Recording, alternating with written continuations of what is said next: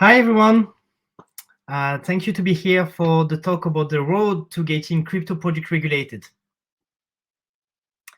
So a quick agenda today, a quick introduction to myself and Crypto Simple. We're going to see the option in Europe to get regulated.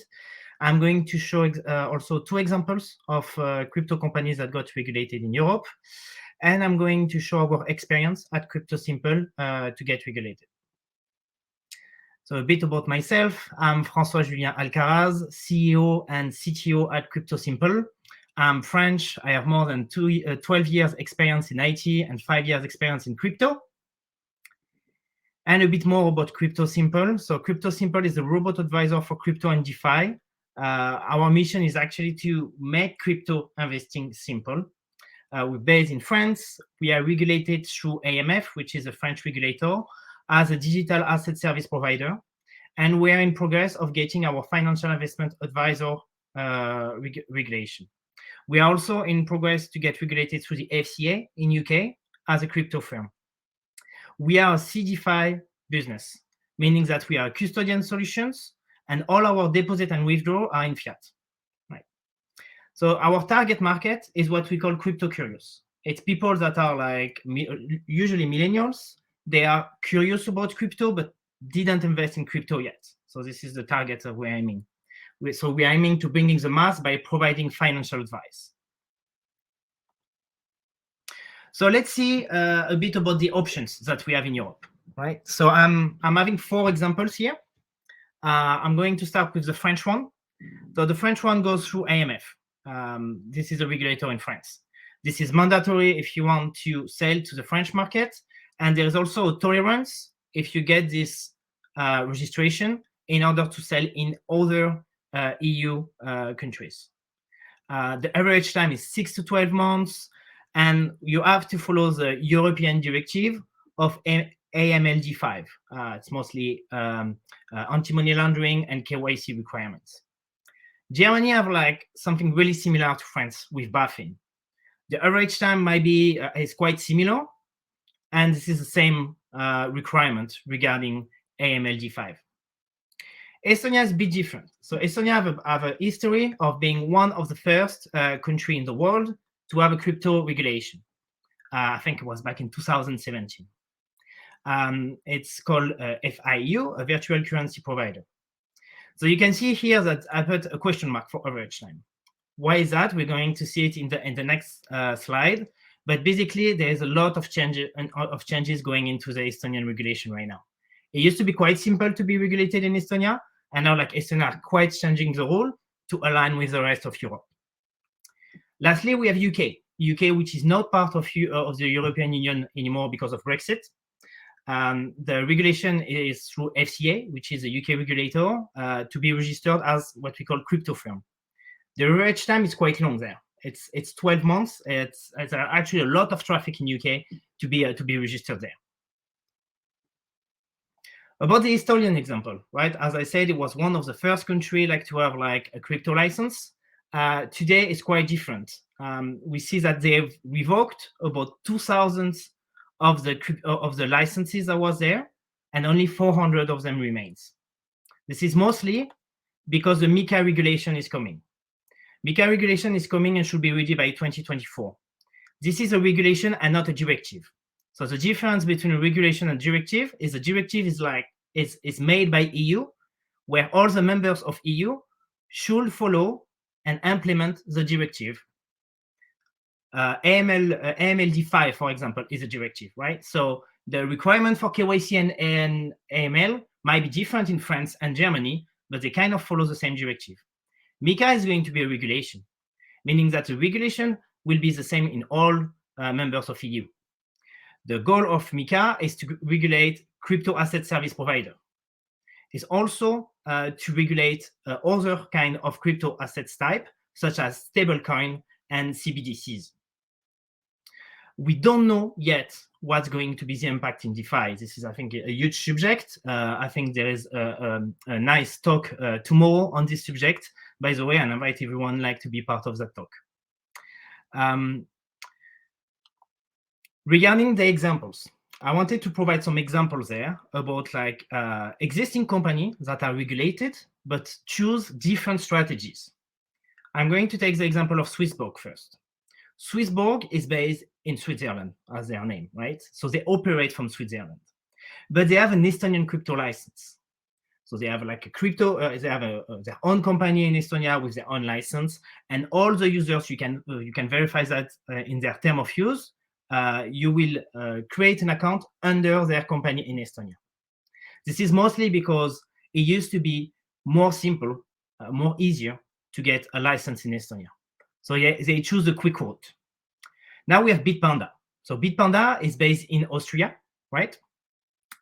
They are registered in many different markets, different regulators. So the first one is the Austrian one. So they are regulated with FMA.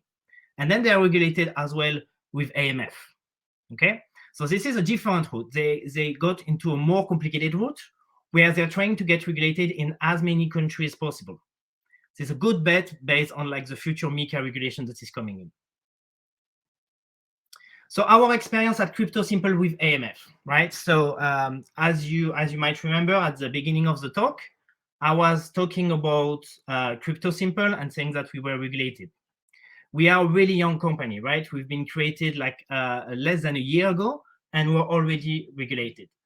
Why is that? It's because it was in our strategy plan to be regulated first before we can operate anywhere. Because otherwise, we didn't think that it will be a viable option to actually release our project, right? So we started our process with AMF back in March 2021, almost a year ago. We decided to work with the best law firm that has experience with AMF. So this is something that I saw with different, crypto companies trying to get regulated. There is a lot of companies that just try like to do the stuff by themselves. It doesn't work. So that's the first thing you have to do is just try to work with the best. We work with a law firm that already had like experience, already had like some of their clients that got regulated. So that's really important because they know their subject. There is other like law firm that will try to tell you like, oh yeah, we can do it, etc., but they actually don't have experience, and then you're going to lose time. The second thing is when you work with the regulator, if it's in your interest, like to get regulated, you have to try to understand what the regulator is looking for.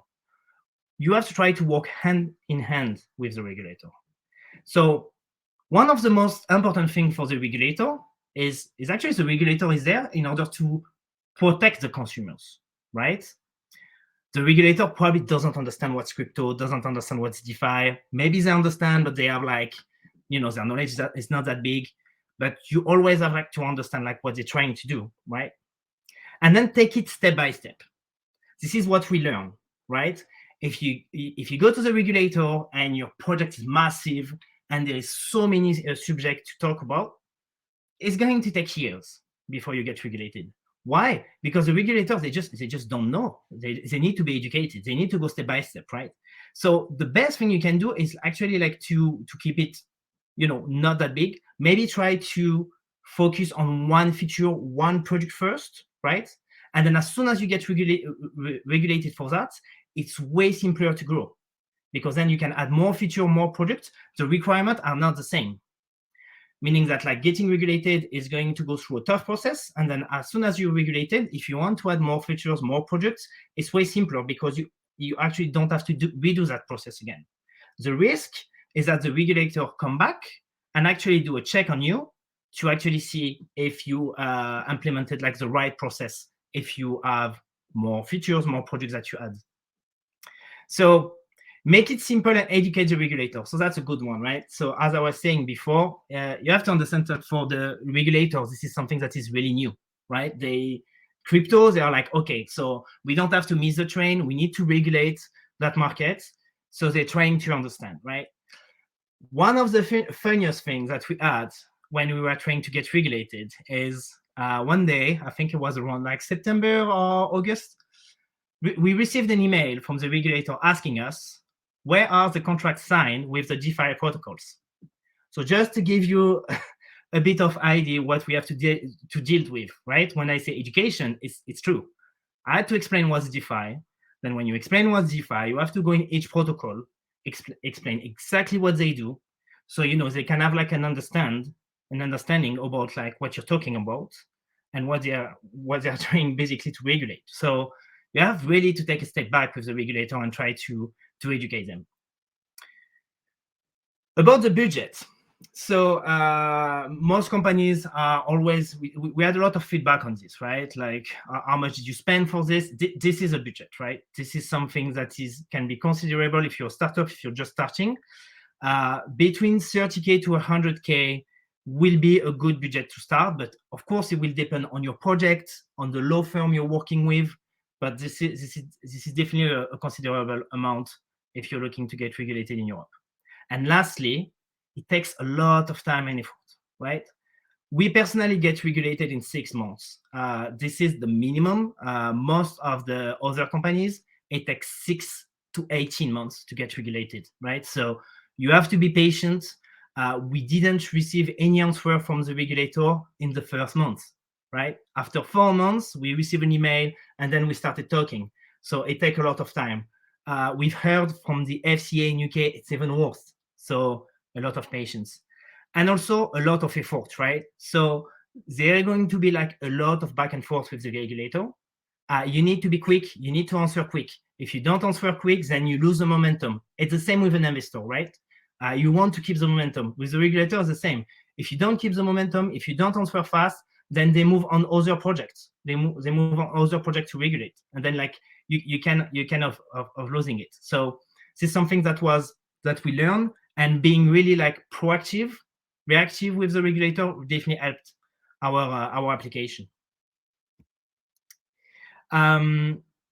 Lastly, the last thing that I wanted to add is when you work hand in hand with the regulator, you definitely need to understand what they are looking for and what will not work, right? And that's why working with the best law firm help, because they have the experience, right? So for example, there is one thing that we learned that we couldn't go through regulation. For example, we couldn't propose derivative project to our client, such as option futures, this kind of project. There's no way the AMF was ready for it to go through a regulation. So there is some stuff that the regulator is ready to talk about, and there is some stuff that will be way too early for them, right? So now, like the most common question will be like, oh, we know in crypto that the market, the industry is moving so fast. Can the regulator keep up? I think that's a good question. There will be a lot of stuff where, usually the regulators, they don't know and they try to keep up. With the AMF example, we saw that at the beginning when we apply, there was only 4 people in the AMF taking care of the entire industry for one country. Now there are 12. So they scale up pretty quickly, given the demand, right? So we'll see where that goes. But this is something really important based on the experience as well. That's why you need to get regulated on one thing first, something that you're quite confident that we can go through, and then step by step, you can push for other stuff. This was quite short, 15 minutes. I still have like 5 minutes for question and answer. I don't know if we can do that in the crowdcast, but that's it for the presentation. Thank you very much for listening, and I'm there if I need to answer any questions.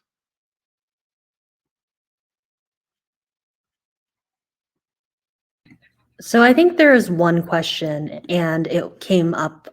It said, what law firm did you use? That's a good one. Actually, I can tell you, it's called Orwell. I can put it in the chat over there. So this law firm is one of the most known in France. They've done more than 50% of the crypto applications through AMF. Perfect. I think that's all the questions I see right now, but we'll be doing Q&A at the very end of the day tomorrow. So if you guys have any questions, just drop in the chat and we'll make sure you get it. Oh, we have another question. Do you believe NFTs will be under MiCA? So I don't personally. This is the thing what I was saying before, right? The crypto industry is going so fast. So MiCA, I think like the first talks about MiCA was in 2019. And at the time, NFT was so new. So, in Mika, they are only talking about stablecoins. We have stablecoins since like 2017. It's something that is not new for us. It takes some time. So I personally don't think NFT will be there. Maybe if they are quick enough, if they are able to add stuff. But it might be. We are not sure yet. But I personally don't believe so. Yeah, exactly. As Miko said, right? It's too late. The text is pretty much final. So basically, what will happen is like later on, they will modify the text, they will amend it, they will add more stuff. This is what's going to happen. But in politics, everything takes a lot of time, and I think this is one of the interesting questions. It's how do we see the future for regulation, right? The most common risk that we can all have is political, right? So if there is a decision that is being made by one of the country or by EU to just for whatever reason ban crypto or just roll back, they will do it. So I think this is the most important, the most risk today, right? Is mostly politics. If you have a government that is pretty much open to economy, that is pretty much open to new industries, it will be fine. If you have a government that is pretty much conservative, you have high risk that they will try to, they will try to protect consumers and they will just ban crypto, which is, I think, the worst side of the thing. When do you think the EU will allow crypto to be used as legal tender? Oh, wow. Personally, I think we're far from that. There is so many questions about regulation, right? I think we have to take it step by step. The regulator, they are only getting there. It will take time before, first before government understand that they might lose control of the money, right? This is what crypto is doing right now. Crypto is all about decentralization. By nature, you just can't regulate it. So it's really hard for them to understand that. And I think to arrive to a point where they understand decentralization and they find a middle way for regulation is going to take a lot of time, maybe 5 years, maybe 10 years. Legal tender, same thing. I think San Salvador is a good example, and we'll see where that goes. And I think everybody is watching San Salvador right now.